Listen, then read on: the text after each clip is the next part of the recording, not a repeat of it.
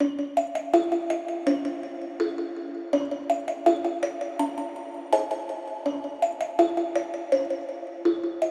Christy. And I'm Kathy. And this is The Psychic and The Skeptic.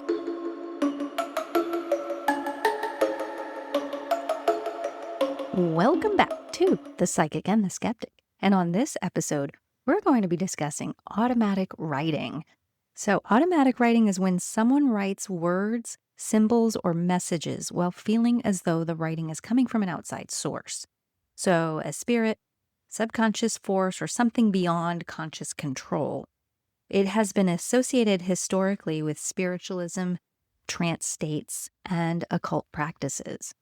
Correct. And some people even believe that automatic writing is a direct communication from not only ghosts, also angels, ancestors, or even entities beyond this physical world.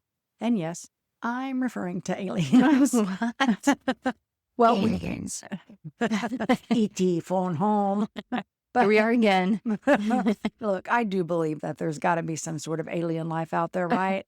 And we will cover aliens. Yeah. And Oh, that would be a good topic. Yes, but we do have a documented case here that we'll share about a lady who allegedly channeled aliens through her automatic writing. So stay tuned for that coming up here shortly. Now, I can tell you this is a true phenomenon, and it does work. I know this because, drum roll, I have done it.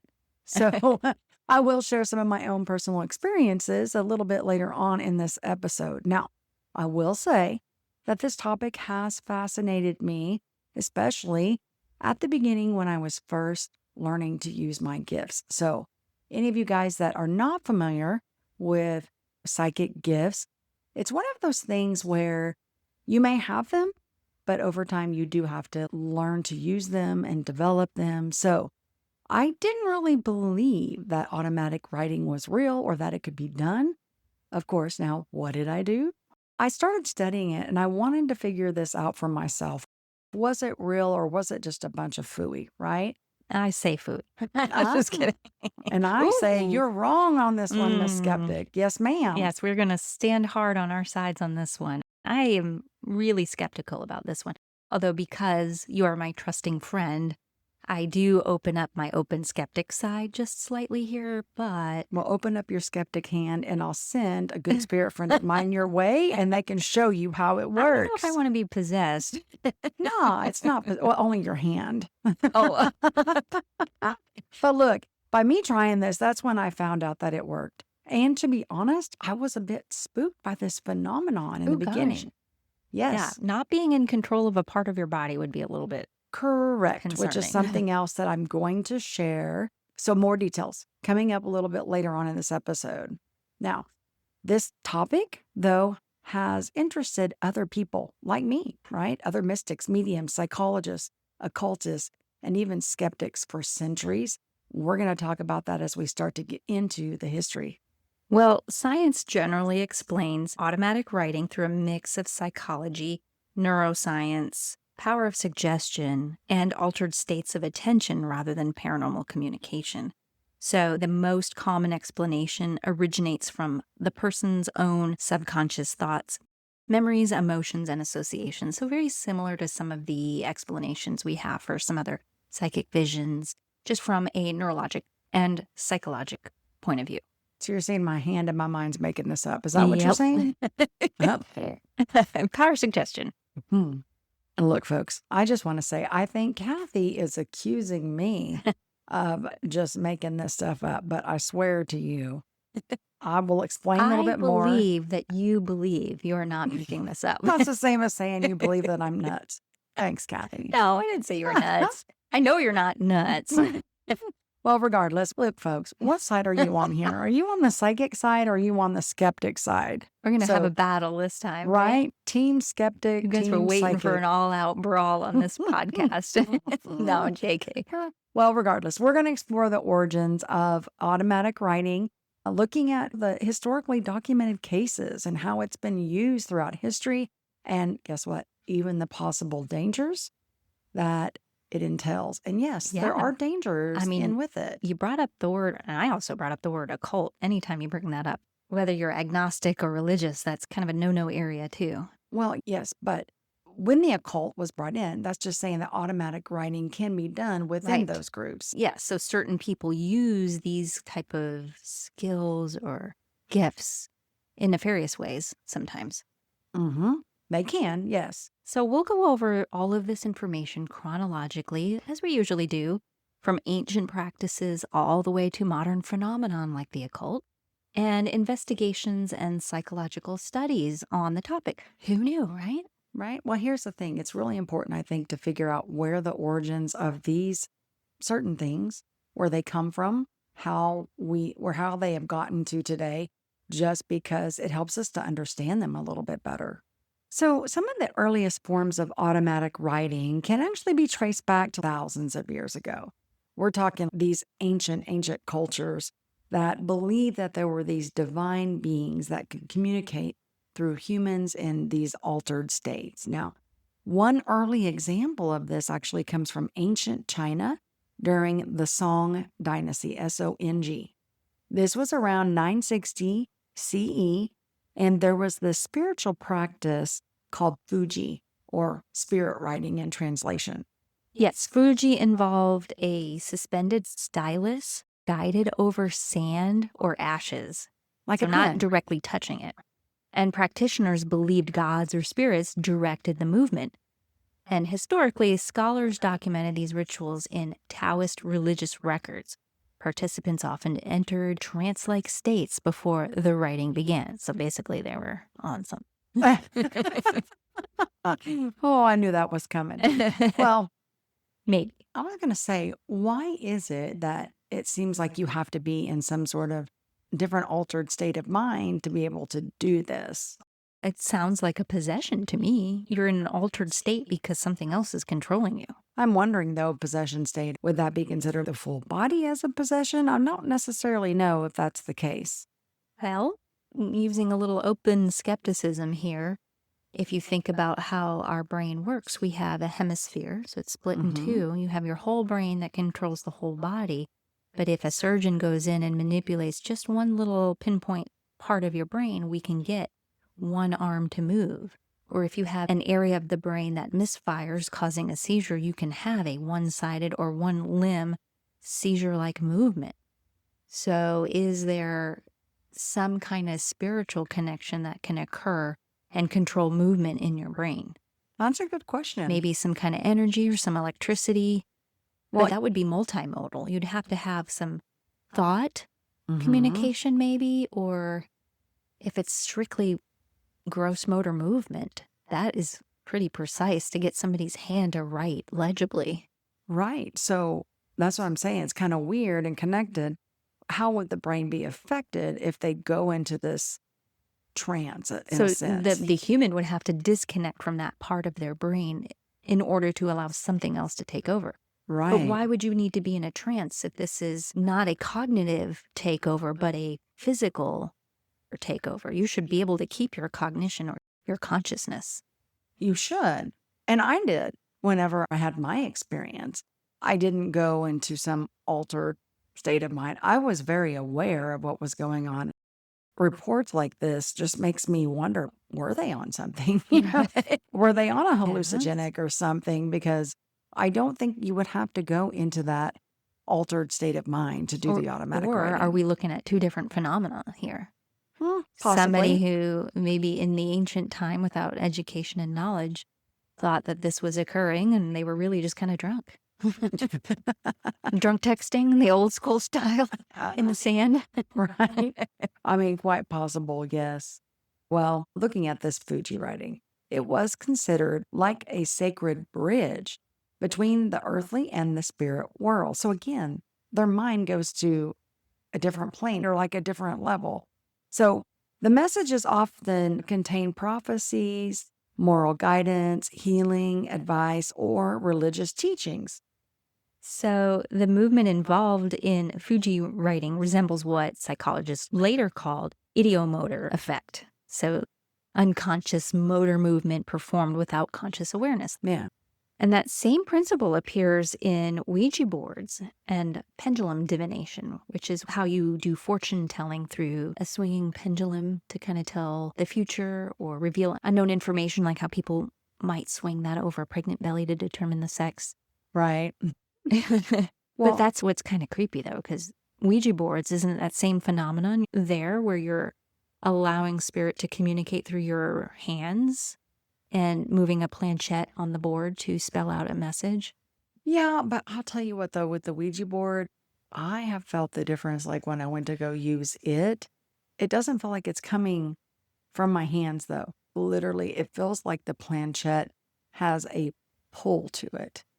And So you think that there's a different paranormal phenomena occurring. It's not taking over your hands, and your hands aren't what's moving it. It's Correct. your energy being pulled yes. to the planchette. Well, not necessarily my energy. I don't know. It just feels like there is an energy pulling.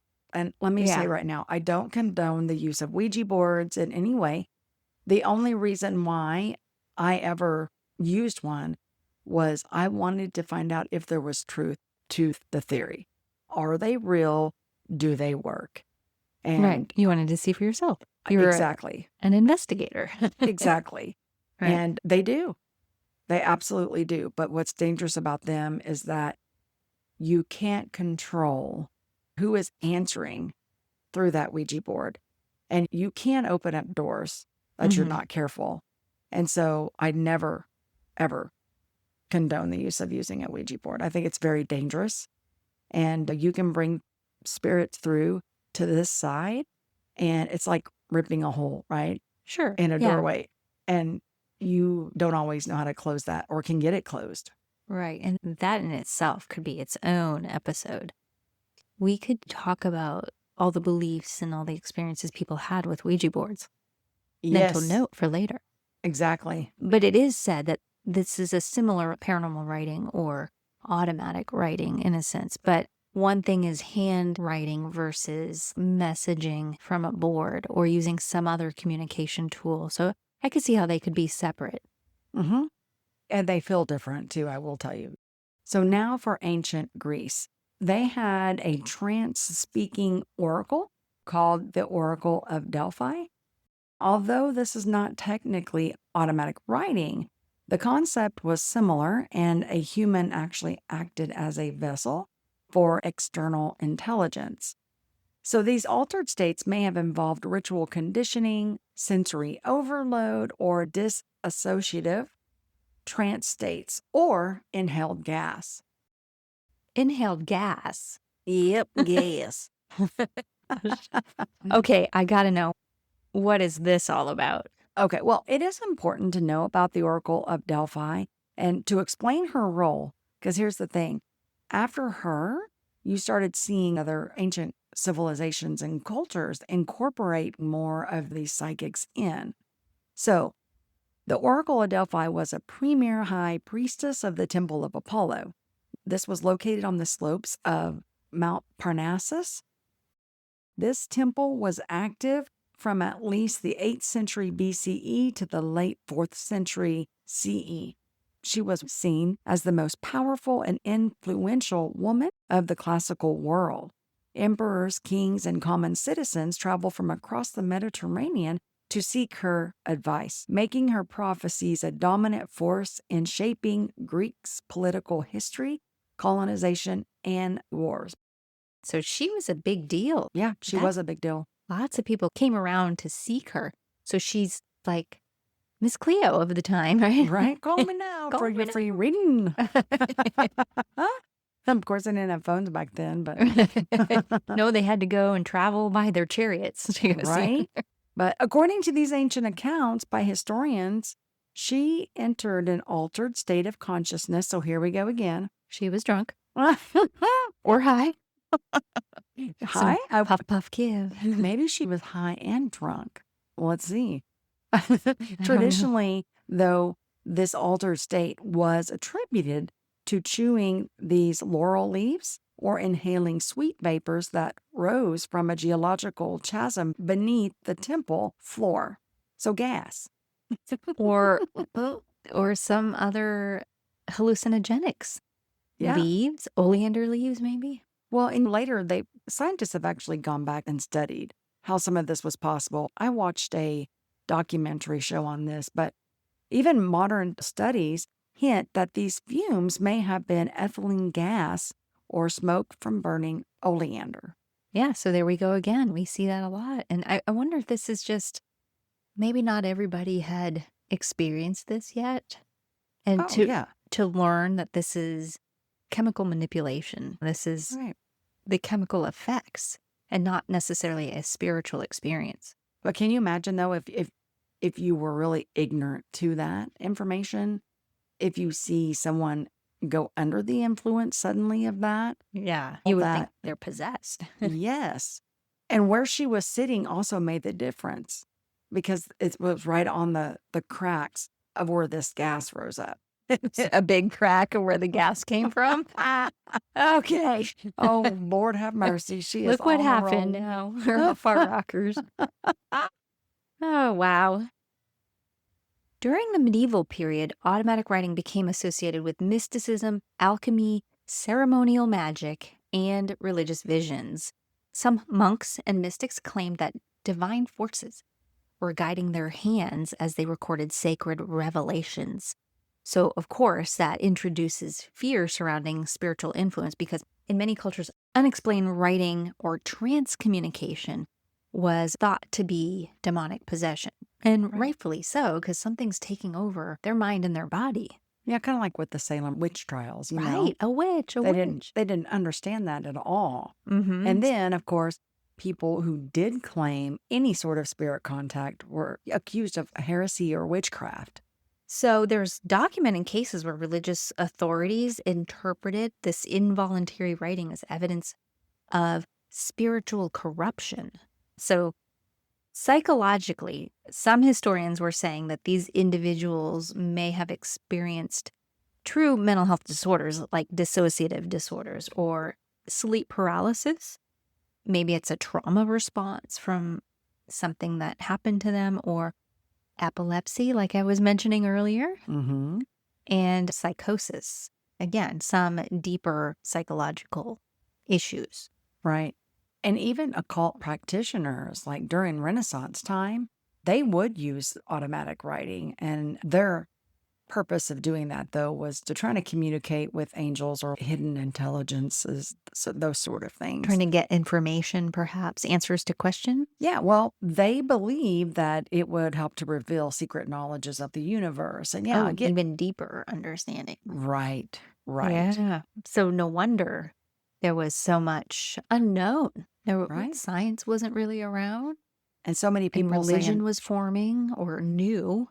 and people saying this is a no, don't do Oh, that. yeah. It goes completely against most religious, monotheistic religions. Correct. Well, fast forwarding in the future, we're about 1840s to 1890s now. We have the spiritualistic movement. And I know we have mentioned this period in time. This is a very fun period. Yes, but really, this is the period where a lot of the spiritualistic stuff was even acknowledged. And So this is during and after the Civil War. And just coming off of some of our Civil War episodes, this is very appropriate for this conversation because so many people died in that war and people were desperate to reach out to loved ones to know if they were okay. Absolutely. So this late 1800s time frame is when a lot of people were in mourning and a lot of people were just desperate for that contact and communication. You are correct. This period here is actually known as the period that truly popularized automatic writing. So it was just known as the spiritualist movement of the 19th century. And it really exploded after the famous 1848 case of the Fox sisters. Now, if you know anything about the Fox sisters, they were two teenage girls and they moved into this home in Hydesville, New York with their parents. And suddenly these strange things started happening.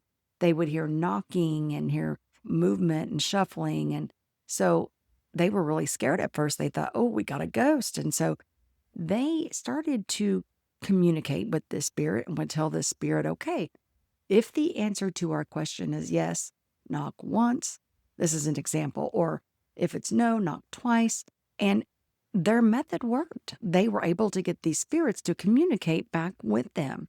So word got out about these Fox sisters, and people were coming by their house to figure out how they were doing it and if it was a true phenomenon. But So this, that technically the very first paranormal investigators. I guess in a sense, Because we do, hey, if you can hear me, knock once, knock. I mean, Yeah. this method is still used today to Absolutely. try to communicate with spirit. We even use that in a sense. We have our yes, no pod but we'll say, can you knock back? Or, Well, and what's on a Ouija board? Yes oh, and no. yes and no. Yes. We're going to do an episode on The a Ouija board. Yeah, we Yes, keep bringing it up. for sure. We need to must do be. that. Must be the universe telling us we must do it. It must. We must have a discussion. But anyway, this event with the Fox sisters really sparked we're talking a massive spiritualistic movement across all of America and Europe. And soon, because of this, mediums started using automatic writing during their seances. Now, one of the most historically documented figures of this automatic writing was with a lady. Her name was Pearl Curran. Beginning in 1913, she actually claimed to channel a spirit named Patient Worth. What made that case surprising was that this writing was very sophisticated. Mm-hmm. She wrote novels and poetry, and historical language styles were revealed that had never been studied before. So, in other words, to give you an idea, this woman, Pearl, was not very educated. There's no way that she could have ever produced the books and the writings at all. She was just not educated in that. They were like, what the heck? This has got to be real, right? So the researchers debated whether this was representative of subconscious creativity that maybe she hadn't expressed previously, or was this something paranormal? Right, which they were like, well, there's no way that she could have produced these things. So it has to be paranormal, right? She just didn't have that education level. Yeah, but the skeptics argued that the brain can store far more information than people can realize in their consciousness. So she may have been exposed to some of this, and it was in the back of her memory for a while. It's called cryptomnesia. So like amnesia, but forgotten memories that resurface unconsciously. Yeah, but the way I look at it was if she never had that education, that most likely wouldn't even be a possibility. Not necessarily. She maybe doesn't retain it in her consciousness, but she suppressed it into her subconscious, ultimately revealing itself later, is what they're saying this phenomenon was doing for her. Right, but my question is from what source? If she was not educated, she wouldn't have that in her memory to begin with. There is an actual phenomenon, and that's what they're saying, that could explain this potentially, that she has this information suppressed. Maybe she heard it but didn't understand it and just retained it somehow and it resurfaced. But there's another person, Blavatsky. Mhm. She's the co-founder of the Theosophistical Society from 1875 and claimed that spiritually she was able to transmit writings that came from ascended masters. Mm-hmm.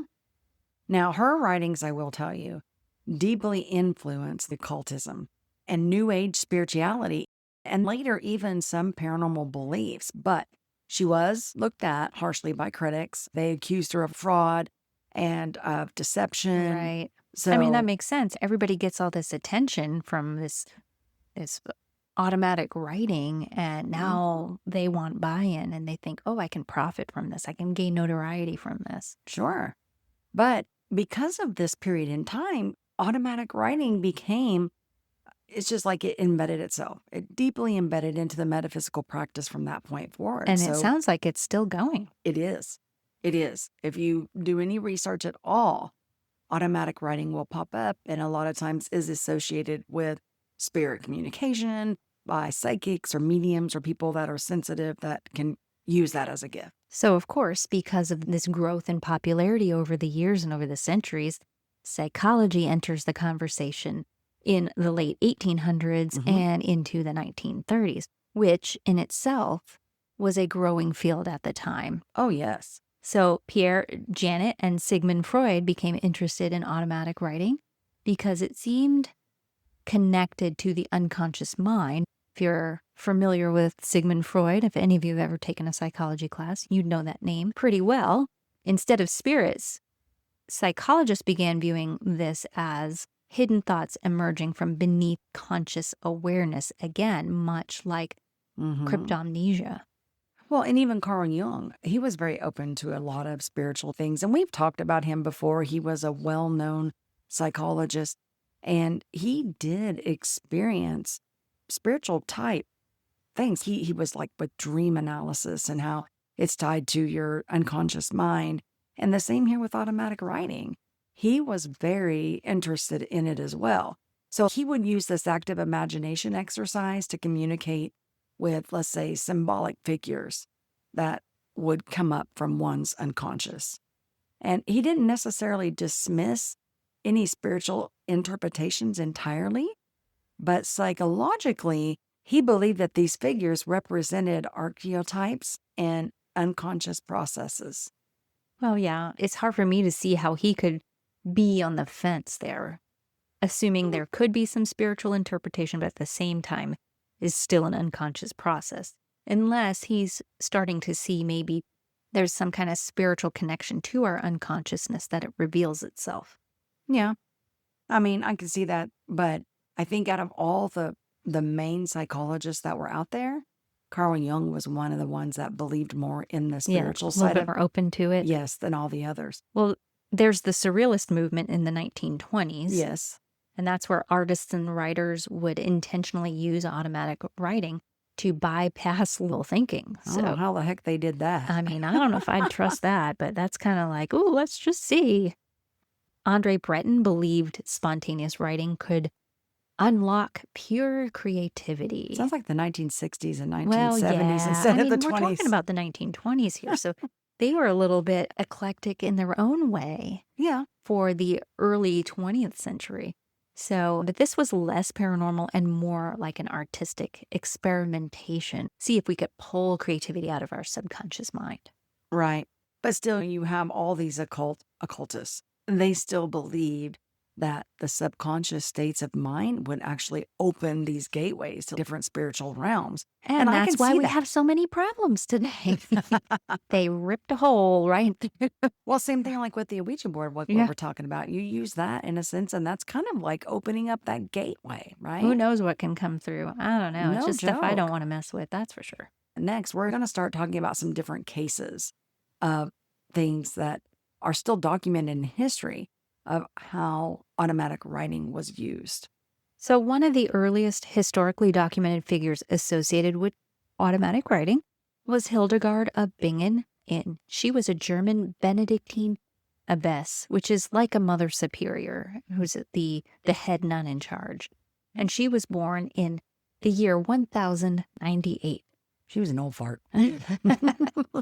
She reported experiencing intense visions from childhood and claimed that divine forces had instructed her to write what she saw and heard. So that's almost not really automatic writing, just inspiring you to write down. Isn't that what happened with biblical writings? Yeah, but I find this really interesting, and let me say why. So she is obviously deep into religion, like probably Christianity, okay? But yet she is getting these visions, this information she had since she was a child from these divine forces that instructed her to write what she saw and she heard.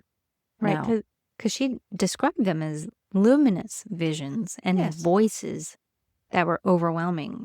So it's technically not considered automatic writing in the modern sense, but historians connect this experience to automatic writing because of this trance-like inspired or externally guided writing. Right, but what I found interesting about this is I wonder if she got any sort of backlash into, oh, you're demonically possessed, or these are not of God. And I wonder if people gave her a hard time because, look, when I get information in, Like I was saying, I can tell from where I hear the information. Well, it's in her messages, though, because she believed she was channeling divine wisdom because Right. her writings were covering theology, medicine, music, cosmology, the stars, and prophecy. But that's what I'm saying, though, is I believe that she was probably legit because there are some of us who can channel that information. But other Right. people would accuse us of being possessed by demons or whatever it may be. But this is interesting. It's of the time, too. It's not far from Christianity, and she is a head nun here. Right, And a exactly. Beth. But neurologists speculate that she could have experienced a migraine aura phenomena. She might have altered perceptual states.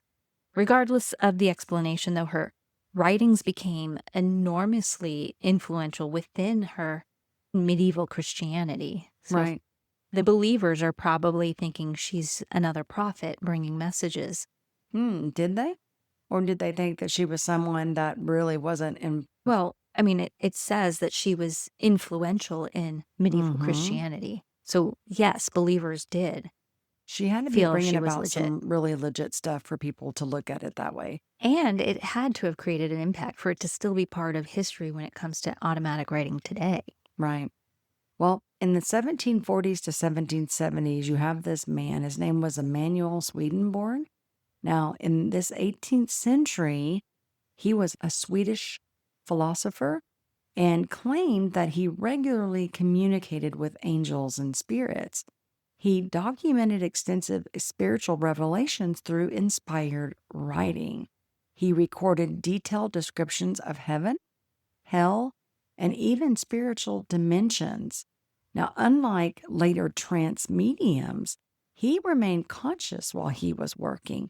And I do believe that that is it's feasible. It happens. I don't believe that everybody has to go into a trance. No, but the psychologists think that he was having some sort of altered consciousness or some kind of, or he had a real vivid imagination.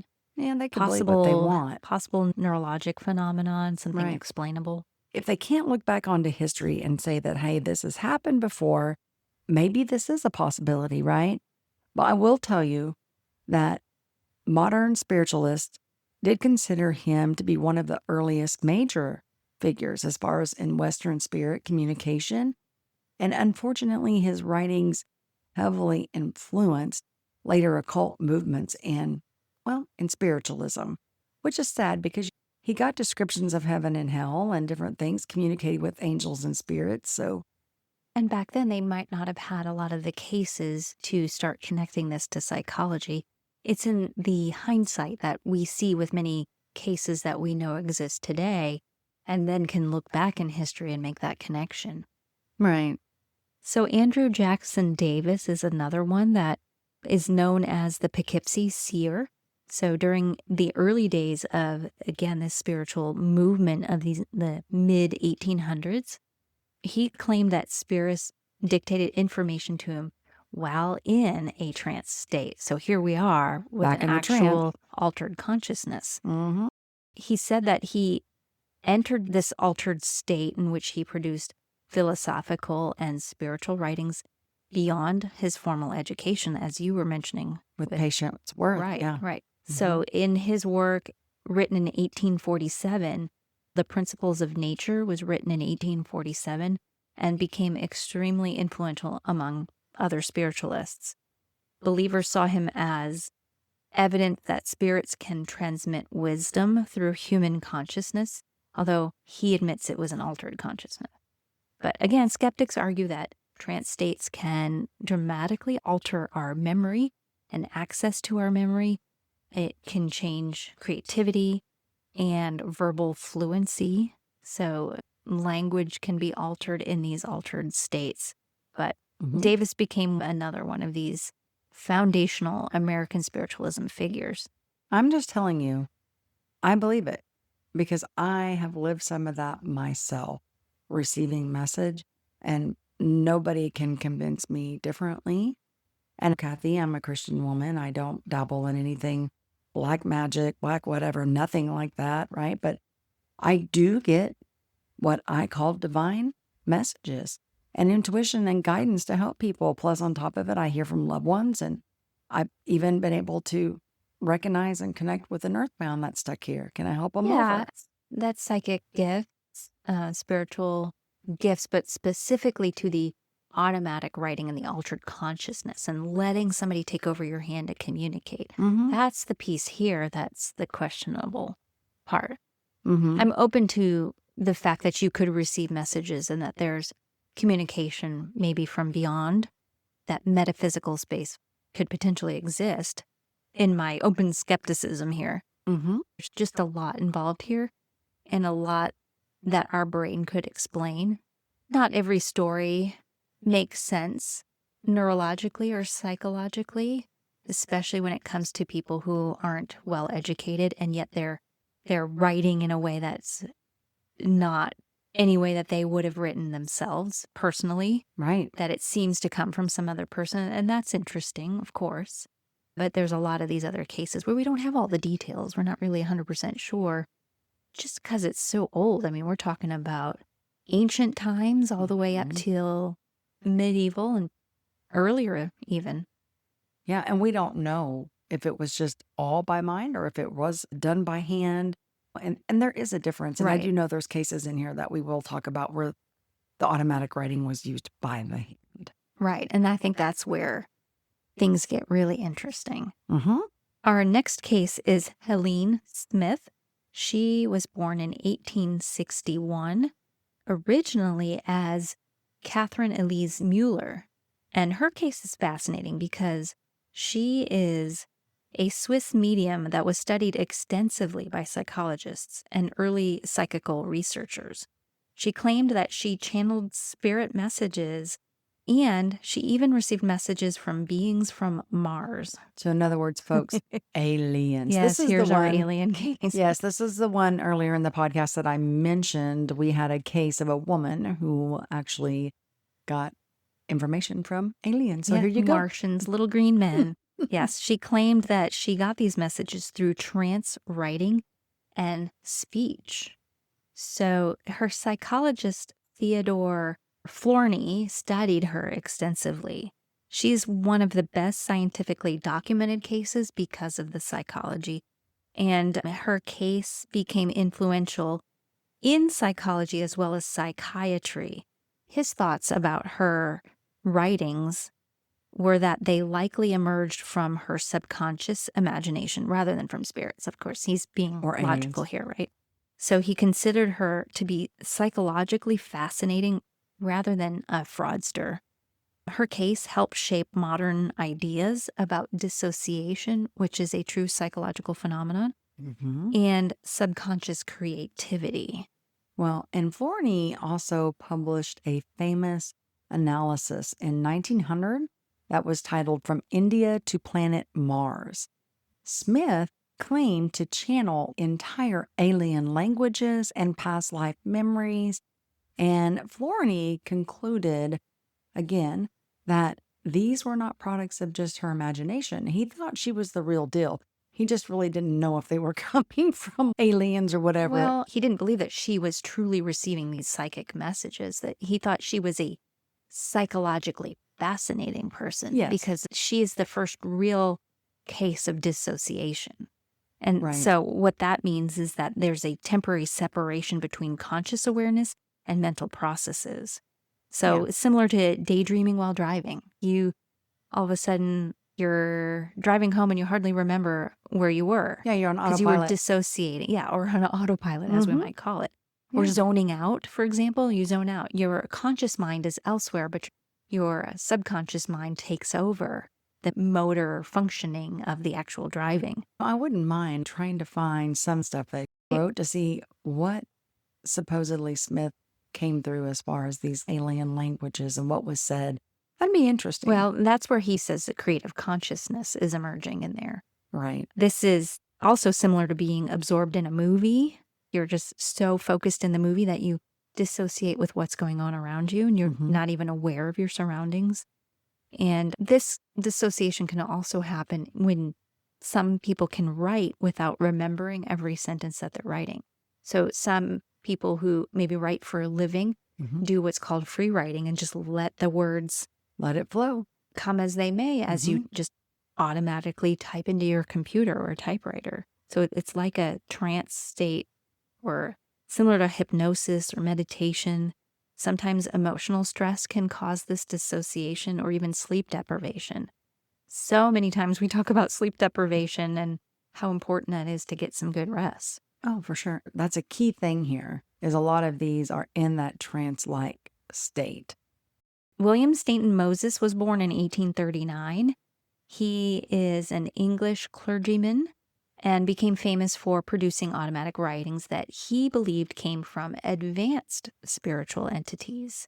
He's a former Anglican priest and was one of the most influential figures in 19th century spiritualism. What do you think he meant by advanced spiritual entities? I'm just That's how he curious. described it. Angels or... Well, he produced extensive automatic writings supposedly from spirits, and it helped legitimize spiritualism.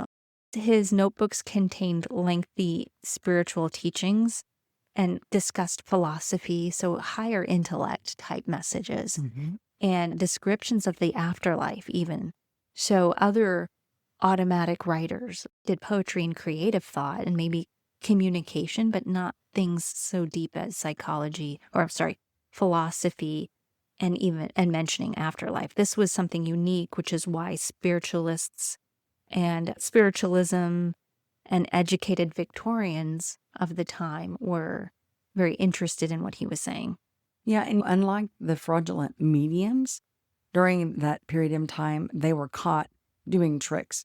During their seances, this guy actually gained credibility because many researchers really believed that he sincerely experienced what he claimed. They didn't think that he was faking it. Right. And the Victorian interest probably has to do with the fact that this is information about the afterlife, which they were also desperate to have answers for with all the deaths of the time from illness and plagues and the Civil War. Right. And he did claim that spirits psychically controlled his hand during these writing sessions. Right. So And a I do believe true that. handwritten automatic writing. Yes. So, but his writings now, I will say, became some of the most analyzed documents in early paranormal research. But the explanation to some of what he may have been experiencing is that ideomotor effect. That's where unconscious thoughts produce subtle physical movements without the person realizing they initiated them. Very similar to dissociation, but from a physical standpoint.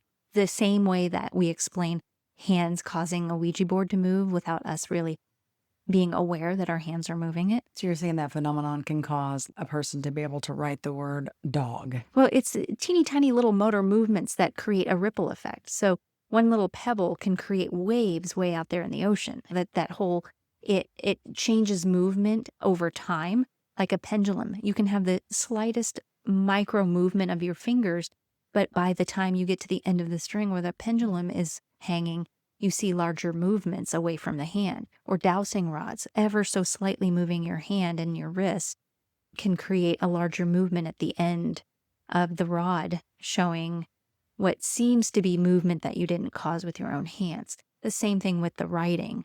That doesn't make sense, though, that someone would be able to write and spell out words and sentences. When you combine it with dissociation of the mind and disconnecting to motor movements, there could be some slight movement that then becomes influenced by a creative consciousness in a sense.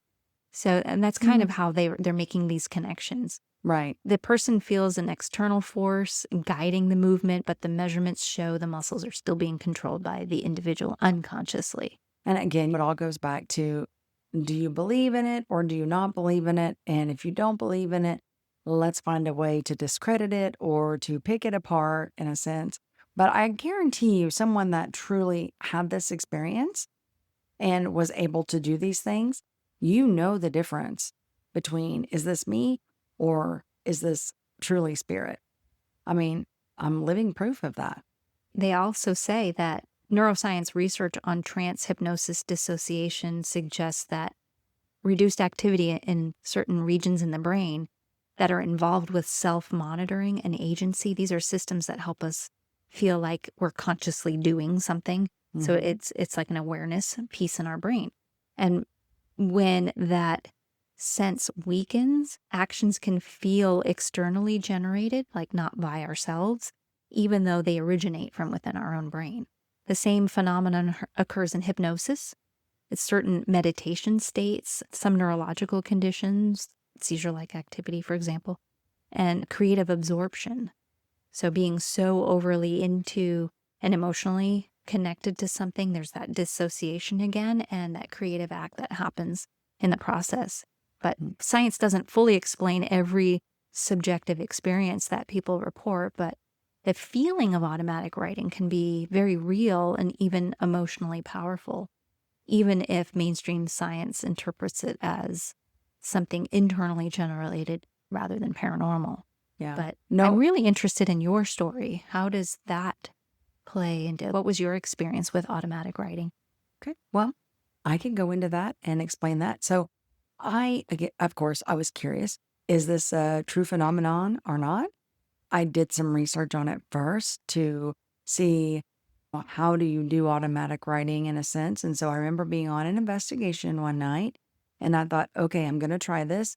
So I had a notepad and I had a pen and I set my hand down. I was holding the pen, but I had my hand sitting on the notepad.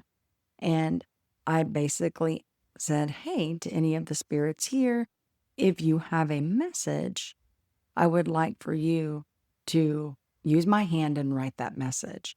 And what was so strange to me is that, you know how sometimes, Kathy, I don't know if you've had this experience or not, but like when a spirit touches you, the physical form, it really feels kind of like a skin twitch. And I know you probably heard that before, kind of like a muscle twitch, right? Yeah. Okay. So when I had my I usually hand, think I need more magnesium. what's that? I usually think I need more magnesium Oh, Lord or have mercy. potassium.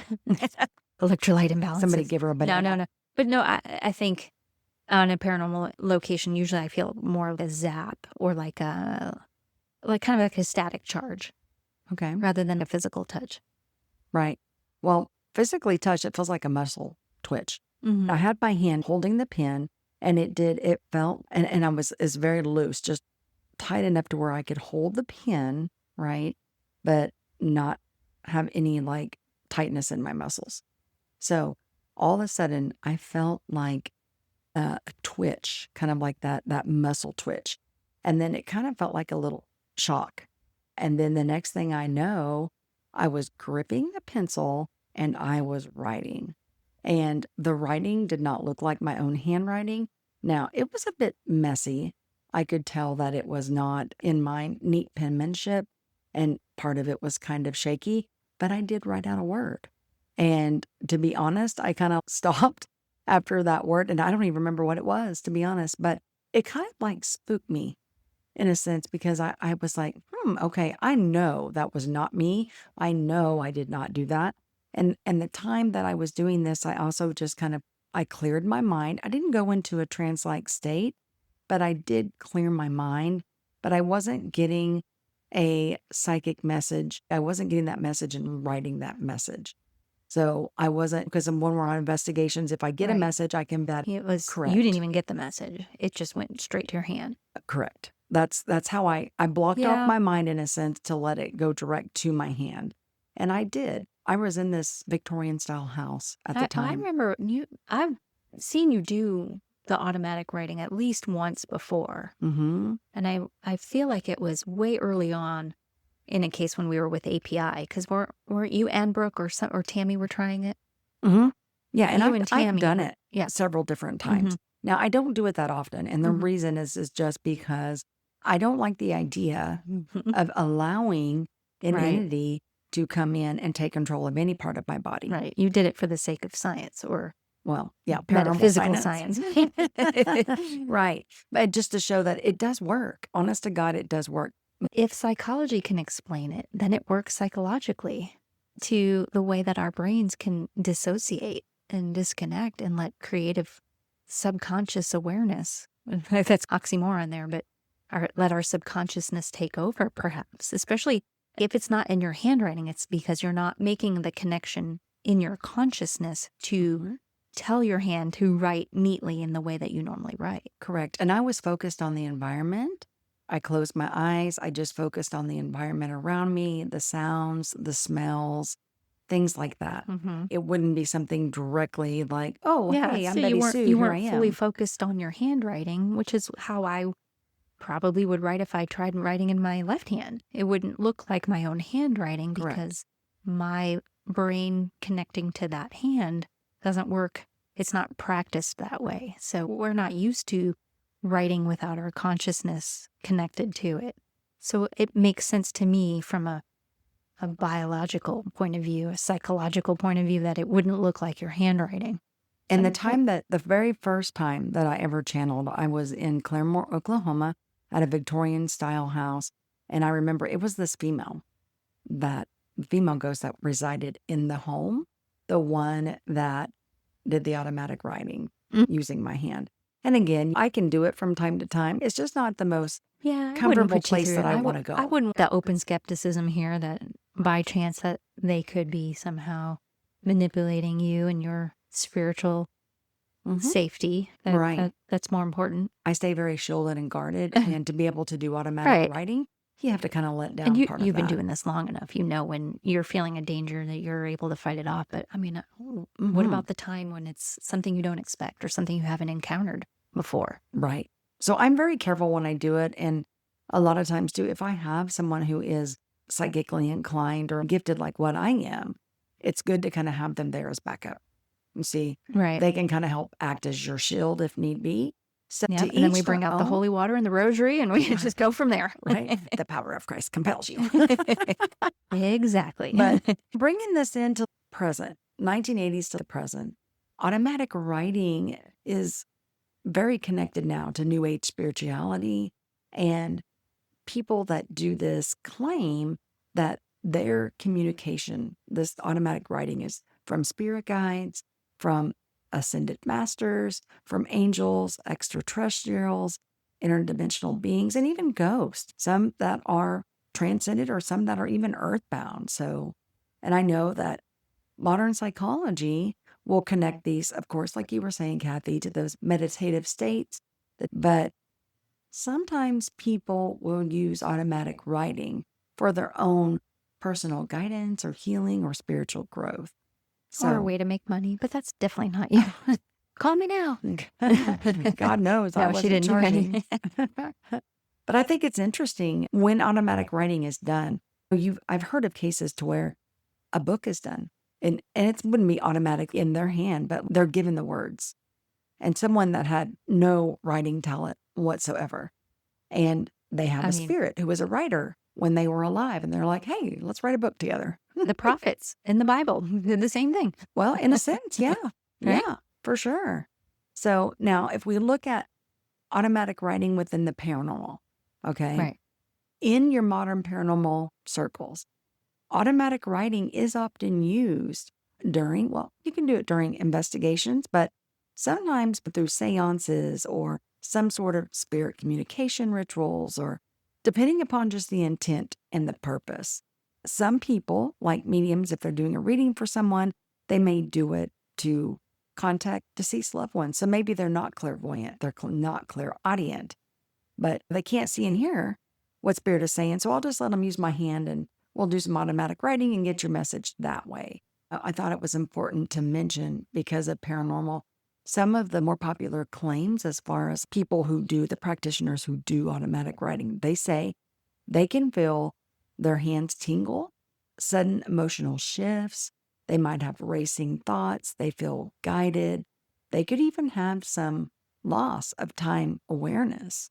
So again, that just explains that dissociation. And neurologically, if you're not using those neurons in a conscious way, I wonder if that's where that tingling sensation comes from, like a neuropathy in a sense, where you're not using your nerves to a full capacity, or you feel the tingling once the connection starts back up again. Now, you know what? If you would have asked me that nearly 30 years ago, I would have been, okay, yeah. Okay. Yeah. I've had enough experience with spirit to honestly say, I know what it feels like to be touched. So it's almost, gosh, so if that happens, anything can happen. Yeah. But I mean, I know the difference now. Right. In when I'm spirits touched me or when I made some sort of contact. I can tell the difference. Someone that's early into this may not know. Yeah. So, and like William Psychologist, I'm there with the whole, it's fascinating from a psychology point of view to see, could this be, what do we know about the brain and neurology and psychology that can explain this? And it's interesting to observe, to see if there's patterns or if there's any doubt that can come into a situation like that, or try to eliminate all the possibilities, which is partly my job as a paranormal investigator, is to be the debunker. right. But Which is a good role. right. You know? Keep 'Cause you us know me. level head and keep our feet on the ground. Well, come here, Christy. You're pulling me up as I'm Pull you floating back up toward the down. ceiling. Floating away like a hot air balloon. But you know me, I do think logically minded too. You I'm do, gonna yes. find that. I got to but give you credit for that, for sure. I can't deny what I see. Right. And hear. And I can't deny that psychology says that that's a very real feeling and very real experience with dissociation. Now, are there dangers with automatic writing? I wouldn't deny it. Yes. Even though I'm a skeptic, I still have a faith background, and there are some things of faith that say that those are things that are dangerous to be doing. And there's psychological risks too. Sure. So some of those things, like we were talking about, when you use the Ouija board, you open up those doors. Okay. The same for automatic writing, which is why I tell you that I'm very cautious if I go to do automatic writing, because you can get negative attachments from it. Right. You can Which have is a why spirit. you like I said, we've been investigating for how long together, and I've seen you maybe do this once. Gosh, yeah. Yeah. Yeah, I don't That do was it a that long often. time ago. Mm-hmm. It's not really spiritually safe, so you would have to feel in the environment and with the spirits you're already aware that are present. Yes. You feel safe in that. And to In have that someone case. who's also your spiritual Right. Yeah, we never bodyguard, do any of like this another. alone. We're in a group, and we're not beckoning, we're not calling, we're not using Ouija boards, we're not Absolutely invoking, not. we're not doing seances, nothing occult-like.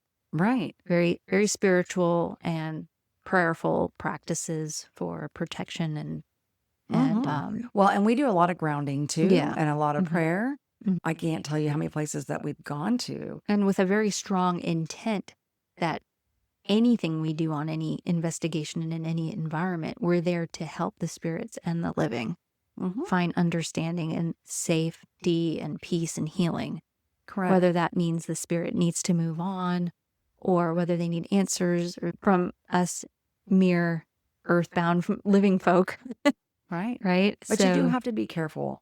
Just with any sort of spirit communication, you have to be careful. You don't want something negative following you along.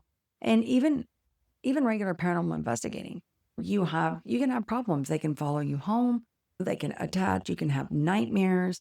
Even practitioners who do automatic writing talk about these same things. They're like, yeah, you can have nightmares. There's these obsessive spiritual fears, identity confusion. If you get too far into it, and I say that that's kind of a long stretch, but maybe take it in the case of Patience Worth and the lady who was channeling her. Who are you really anymore? Are you Patience? Or you know? Are you possessed? Right, Yeah. exactly. And then sometimes I think, and not just with automatic writing, but you could do this with pendulums, or you could do it with anything. You can get emotionally dependent on those messages. Well, I can't trust my own logic.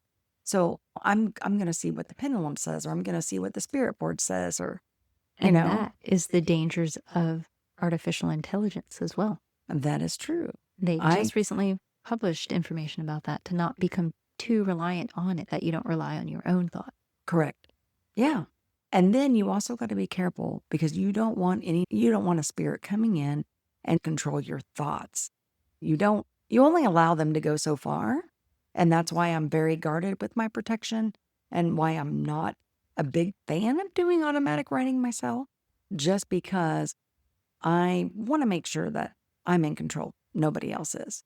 And then, of course, I think if somebody gets too far into anything paranormally related or spirit related, you can start to have delusional beliefs. And this might be with even more people who have a tendency to be more vulnerable and prone to mental health disorders. But there's even documented cases where it talks about individuals. They have become so consumed by these spirit communication practices. They isolate themselves from other people, and then they start to develop extreme paranoia. So that means you crossed the boundary a long time ago and you're in a lot of trouble. So is it dangerous? Yes. From a metaphysical perspective, you have to have that emotional grounding and any protection ritual or prayer. You stay away from fearful things like fear-based practices, and never, ever do any paranormal investigating or automatic writing if you've got problems as far as you're emotionally unstable, because negative entities, that's like a magnet. Yeah, they draw from that or feed off of that. Anything negative feeds off of Absolutely. emotional instability. And we're all feeling that at some point in our lives too. So there are some times where it's not the appropriate weekend for an investigation for some people. It's just you've got a lot going on. You're very vulnerable. So we're not talking about mental illness per se. We're talking about vulnerability and your well-being. So we wouldn't condone any kind of practice. If you're listening out there and this is something new to you, this is not something to just go out and blindly just try and practice. Correct. And automatic writing remains still to this day one of the most mysterious practices, sitting between spirituality, psychology, creativity, and the paranormal. And for thousands of years, humans have searched for ways to communicate with things on the other side, other realms, other beings. They look for all those different ways. So whether those messages are coming from spirit or the unconscious mind, or maybe a combination of those psychological processes like you were talking about, Kathy, automatic writing still reveals something really important about human belief, perception, and the imagination. So, and funny thing is every generation can interpret it different. So you've got some spiritualists, they call it mediumship. Psychology will call it subconscious expression. And modern neuroscience calls it an altered cognition. Altered awareness, different for everybody. So just remember, though, if you're choosing to explore anything paranormally related, including automatic writing, you have got to approach it very carefully, thoughtfully, and critically. Keep your guards up.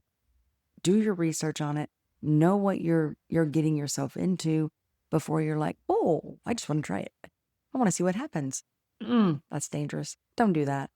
No, but what you can do is write us in at psychicandskeptic@gmail.com and let us know what you think about this topic. Have you experienced anything like this? Tell us your personal stories. We are hoping to feature stories from our listeners on a bonus episode for the celebration of our 1-year anniversary of this podcast. So tell us if you've ever used a Ouija board and did anything happen afterward? Did you have any paranormal activity? Did you have nightmares or any other kind of... Have you done automatic writing? Communication through the use of your body or pendulums or even dowsing rods? So this all falls in that category of communication through your physical body. Right. Let us know. We'd love to hear from you. And thank you for listening. Absolutely. So you can find us wherever you enjoy your podcasts, and thank you for listening. Because the paranormal is the normal. Not yet understood.